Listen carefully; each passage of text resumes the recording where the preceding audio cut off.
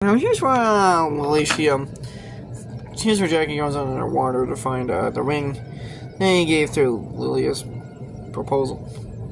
Here's where you see Blix. Now, the production of this movie is a very troubled one. This movie had a lot of behind the scenes issues. Famously, one of the biggest problems was actually the logistics of how they actually shot the movie. Now, originally director Ridley Scott, he actually wanted to shoot the movie in an actual large forest. However, there was a massive problem with that.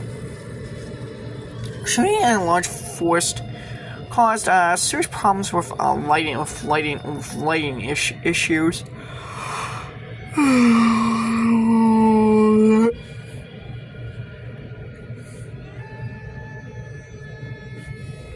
During production, Ridley Scott, when he realized that production was going to have some logistical problems of shooting in an actual forest because of lighting issues, production was ultimately moved to the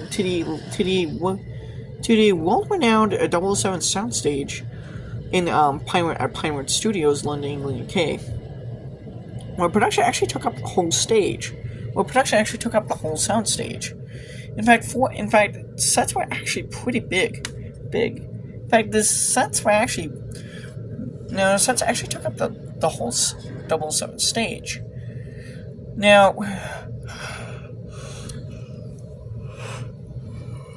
there was a massive problem. One problem was that birds kept coming in, which would cause tripping noise. And it actually got so bad that they actually had to use ADR, which they had to use dubbing. So, Tom Cruise, I believe, is actually the only actor who plays a human character in this movie who didn't have his voice done, kind of dubbed over, kind of redone with ADR. And then, now, production had a bunch of other problems. Now, famously, during production of this movie, production was actually shut down for a week when the 007 soundstage caught fire.